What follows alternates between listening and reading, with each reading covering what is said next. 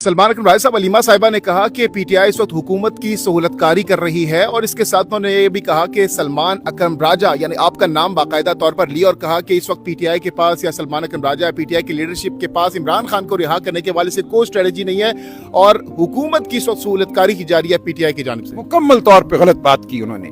देखिए, उनकी अपनी सियासी सूझ समझ बूझ जो है बहुत महदूद है और ये बात खान साहब ने कई बार मुझे कही कि कभी भी सियासी फैसलों में अलीमा के ताबे ना होना। ये बात मैं आज पहली बार खुल के कर रहा हूँ। उन्होंने कहा, उन्होंने नाम लेके मुझे बताया कि कौन कौन वो लोग हैं जिनसे हमें मुशावरत करनी है, जिनके साथ मिलकर हमें सियासी लाया अमल तय करना है। बिल्कुल एक लाया अमल तय होगा, हो रहा है। जो कुछ मुमकिन है वो हम कर रहे हैं। हम समझते हैं इस पार्टी को इस वक्त मुनज़्ज़म करना, पार्टी को मजबूत करना, इत्तेहाद कायम करना दीगर पार्टियों के साथ, ये वक्त की जरूरत है। ये इस वक्त हम अगर करें कि कुछ लोगों को 10-20 हजार लड़कों को लेकर किसी शहर पे हमला कर दें तो सिवाय इसके कि आपको लाशें मिलेंगी। क्या इस वक्त हुकूमत की सहूलतकारी आप लोग कर रहे हैं? लग बात है ये। देखिए, 9 अप्रैल का जलसा मनसूख करना बिल्कुल दुरुस्त फैसला था। खान साहब ने वही फैसला खुद किया इंडिपेंडेंटली जेल में। सलमान सफदर ने आके हमें यही बताया कि उनका यही फैसला है। उस वक्त तक हम फैसला कर चुके थे और ये फैसला इसलिए किया गया कि सफारतकार 9 अप्रैल से इस्लामाबाद आ रहे थे। इस पूरे इलाके को पुरअमन होना था। ये हाई सिक्योरिटी जोन था।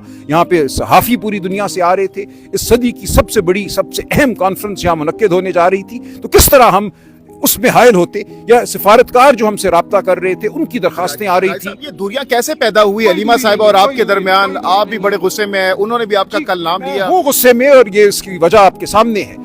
देखिए, ये मैं बुनियाद पर उन्होंने कहा कि सहूलतकारी आप ये तो वो बताए ना, ये गलत कहा उन्होंने, बिल्कुल बेबुनियाद बात की। इसको बिल्कुल कबूल नहीं किया जा सकता। और अगर इसको आपने कोई गिला शिकवा किया उनसे इस सवाल को अपनी राय उन तक पहुंचा दी है। क्या उनका जवाब क्या था? नहीं, जो भी है वो छोड़िए। इसलिए मैं उम्मीद करता हूं कि आइंदा मामलात जो हैं इस नहज पे नहीं पहुंचेंगे।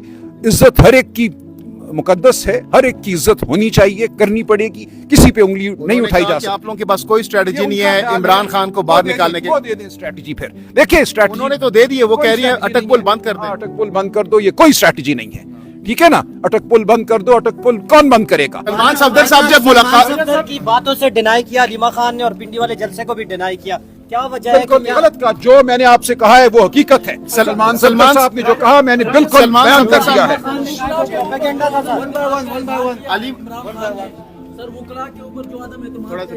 देखिए, हमारे बहुत से ऐसे वकला हैं जो गायब हैं, जो नहीं आते। हम जब कोर्ट के बाहर बुलाते हैं, हम जब इकट्ठा करते हैं लोगों को, तो बहुत से लोग हैं, आप देख लीजिए, नहीं आते। मैं उनके नाम ले लूंगा, कोई मुझे अब आर नहीं है, शर्म नहीं है। लेकिन कोई एक ऐसा मौका नहीं है, इमरान खान की कोई एक समाअत नहीं है जिसपे मैं मौजूद ना हो। कोई मंगल को अडियाला का दिन नहीं है जहां मैं मौजूद ना हूं। इसलिए ऐसा नहीं है कि तमाम वकला के हवाले से उन्होंने ये बात। सुनिए, देखिए, ILF में बिल्कुल मुश्किलात हैं। ILF उस तरह से मुनज़्ज़म नहीं है जैसे उसको होना चाहिए। पूरे पाकिस्तान में हमने बहुत से इलेक्शन जीते हैं पिछले चंद माह में। अब नजर आ रहा है कि ILF दोबारा मुस्तहकम हो रही है। ये एक अमल है जो शुरू हो चुका है, लेकिन इसने अभी आगे बढ़ना है। सलमान सफदर साहब ने जब मुलाकात की खान साहब से, उसके बाद आपसे उन्होंने फोन, सबसे पहले फोन आपको किया, क्या कहा फोन पर सलमान सफदर साहब ने डायरेक्टली सोहेल अफरीदी के हवाले से, दीगर पार्टी उमूर के हवाले से? एक मिनट देखिए, सवाल का जवाब देने दें मुझे। देखें, सलमान सफदर साहब जब अडियाला जेल से बाहर आए तो आते ही उन्होंने मुझे फोन किया। उन्होंने कहा कि वो मुझसे और सोहेल अफरीदी साहब से कॉन्फ्रेंस कॉल पे कुछ बात करना चाहते हैं। उसके चंद मिनट के बाद वो कॉन्फ्रेंस कॉल हुई। उस कॉन्फ्रेंस कॉल में उन्होंने सिर्फ एक बात की। उन्होंने कहा कि खान साहब कह रहे हैं कि 9 अप्रैल को रावलपिंडी का जलसा मनसूख करो और 10 दिनों में खैबर पख्तूनख्वा में जलसा करो और बड़ा जलसा करो। सर, जो वकला के हवाले से खान साहब ने बात की है, वकला के हवाले से सर, उसमें ILF के हवाले से उसने बात की है कि ILF की कारकर्दगी जो है उससे मुतमईन नहीं है खान साहब। तो सर, ILF के कोई बात सलमान शादाब जाफरी साहब ने बुनियाद रखी थी। नहीं, ऐसी कोई बात नहीं की निकाला खान साहब ने। देखिए, शादाब जाफरी हो या कोई और हो, तमाम फैसले खान साहब ने किए थे। और देखिए, ऐसा नहीं है, खान साहब ने कोई ILF के बारे में तफसीली बात नहीं की। सलमान सफदर साहब ने जो बात की है वो इंतहाई मुख्तसर है कि वो वकला बेहतर प्रेस कॉन्फ्रेंसेस करें। हामिद खान साहब के हवाले से उन्होंने कहा, जितने भी हमारे सीनियर वकला हैं उनके हवाले से कहा कि सबको बैठकर इकट्ठे बात करनी चाहिए, ये उन्होंने कहा। आपने अभी जो बातें की, तो क्या आपको नहीं लगता कि आपको भी शरफ अफजल की तरह पार्टी से निकाल? बेशक हो। देखिए, मैं सच बोलूंगा, मैं इस पार्टी के साथ खड़ा हूं, मैं इमरान खान के साथ खड़ा हूं। मैं उस वक्त आया जब ये पार्टी मुश्किलात में थी। मैं कोई वजीर नहीं रहा, मैं कोई मेंबर नहीं रहा किसी असेंबली का।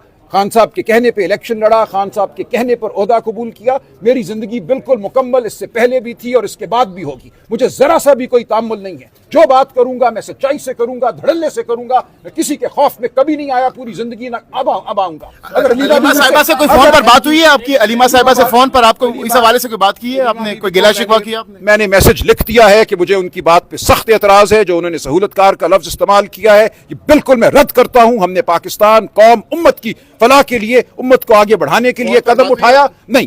اور وہی فیصلہ خان صاحب نے خود کیا انڈیپینڈنٹلی. ان کو نہیں معلوم تھا کہ پولیٹیکل کمیٹی کیا فیصلہ کر چکی ہے. انہوں نے جیل میں بیٹھے ہوئے ایگزیکٹلی وہی فیصلہ کیا جو ہم کر چکے ہیں. اٹک پل بند کرنے کا مطالبہ کیا علیمہ صاحبہ نے؟ اٹک پل بند کرنے کا ایک بار پھر مطالبہ کیا انہوں نے. دیکھیں یہ مطالبے وہ بے شک کرتی رہے, ہم وہ کچھ کریں گے جو کیا جا سکتا ہے, جو ہمیں کرنا چاہیے. بہت بہت شکریہ. تو جناب کا گفتگو آپ نے سنی.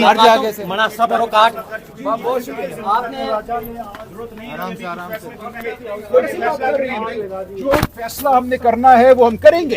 ایسا تو نہیں ہے کہ پولیٹیکل یہ بتائے گا پہلے علی امین گنڈاپور صاحب جو ہے وہ ورسز علیمہ خان تھے. نہیں, میرا ورسز نہیں ہوگا.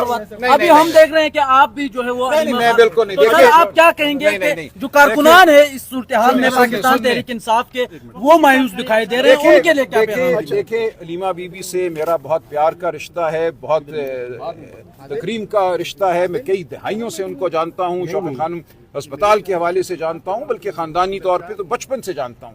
میں ان کو بالکل خلوص کا ایک پتلا سمجھتا ہوں. عمران خان کے لیے جتنا درد ان کے دل میں ہے کسی کے دل میں نہیں ہے. لہٰذا جو باتیں کبھی بازی میں شیر افضل یا مشال یوسف زئی نے کی وہ سرین بغض پر مبنی ہیں. میں علیمہ خانم سے ایک پیار کا رشتہ رکھتا ہوں. میں علیمہ خانم کو اپنی بڑی بہن سمجھتا ہوں. میں ان کے خلوص اور ان کی نیت پر کبھی شک نہیں کر سکتا. لہٰذا آپ مجھے بالکل کسی اور سے نہ ملائیں. سیاسی حکمت عملی کے حوالے سے اختلاف ہو سکتا ہے, الفاظ کے حوالے سے اختلاف ہو سکتا ہے, لیکن ان کا جو خلوص ہے اس کے حوالے سے کوئی اختلاف نہیں. سلمان صاحب آپ نے جو لسٹ دیا کل ملاقاتوں کی اس میں سارے سینئر وکلاء ہیں. کل کیا ملاقات کی امکان ہے کہ ملاقات ہو سکتی ہے؟ نہیں, ہمیں کوئی خصوصی اطلاع نہیں ہے. ہم ہر دفعہ امید کرتے ہیں کہ ملاقات ہو, لیکن ہم دیکھیں گے. راجہ صاحب یہ بتائیے گا کہ پاکستان تحریک انصاف کی جو لیڈرشپ ہے ان کی اور پی ٹی آئی کے جو ورکر ہیں ان کی آپس میں بڑی دوریاں ہیں, اور تحریک تحفظ آئین پاکستان کو پی ٹی آئی کا ورکر کسی بھی طور پہ ایکسپٹ کرنے کے لیے تیار نہیں ہے, تو اس میں ناکامی کس کی ہے پھر؟ دیکھیں اس میں ہمیں تعلیم دینی ہے. ورکر یہ سمجھ بیٹھا ہے کہ کسی کے ہاتھ میں ہے انقلاب لانا. دیکھیں اگر سلمان راجہ کے ہاتھ میں ہے انقلاب لانا پاکستان میں تو میں بھی بٹن دباتا ہوں, آپ لے آئیے انقلاب. ایسے نہیں آتے انقلاب. یہ بچکانہ باتیں ہیں جو سوشل میڈیا کے ذریعے پھیلائی گئی ہیں. ایران کا انقلاب اس لیے نہیں آیا تھا کہ کسی نے اشارہ کیا تھا. امام خمینی نے 50 سال جدوجہد کی, ملک سے باہر رہے, سینکڑوں ہزاروں لوگ ان کے جیلوں میں گئے, شاہ کی جان سے ہاتھ دھوئے انہوں نے. فرانس کا انقلاب اس طرح نہیں آیا تھا کہ کسی ایک شخص نے ایک دن بٹن دبا دیا تھا اور انقلاب آ گیا. میں بار بار یہ کہتا ہوں کہ 10-20 ہزار لوگ کسی شہر میں لانے سے انقلاب نہیں آتا. 24 نومبر سے پہلے مجھے جیل سے ہماری ڈاکٹر صاحبہ یاسمین راشد صاحبہ نے بارہا مجھے پیغام بھیجا اور کہا ہرگز ڈی چوک میں داخل نہ ہونا, ڈی چوک موت ہے. ڈی چوک جاؤ گے دونوں طرف سے ان کا تو خیال تھا کہ واٹر کینن چلے گی, ان کو وہم و گمان میں بھی نہیں تھا کہ گولیاں چلیں گی. آپ نہیں وہاں بیٹھ سکو گے سردی کی رات میں, وہاں صرف ناکامی ملے گی. انہوں نے جیل سے مجھے یہ پیغام بھیجے. میں پھر ملنے گیا ان کو, انہوں نے کہا خدا کے لیے میرا یہ پیغام پہنچاؤ, میں سیاسی کارکن ہوں, 40-50 سال اپنی زندگی کے میں نے سیاست کو دیے ہیں, میں جانتی ہوں کہ کہاں کامیابی ہوگی اور کہاں ناکامی ہوگی. اس لیے ہم نے اب ناکامیوں کو نہیں دہرانا, ہم نے سیکھنا ہے ماضی سے. ہم نے وہ لائے عمل اپنانا ہے جس سے فتح حاصل ہو. ہم نے ہر ہفتے 40-50 بچوں کو جیلوں میں نہیں ڈلوانا, مارے نہیں پڑوانی. اس سے پارٹی مایوس ہوتی ہے, مایوسی کی جانب بڑھتی ہے.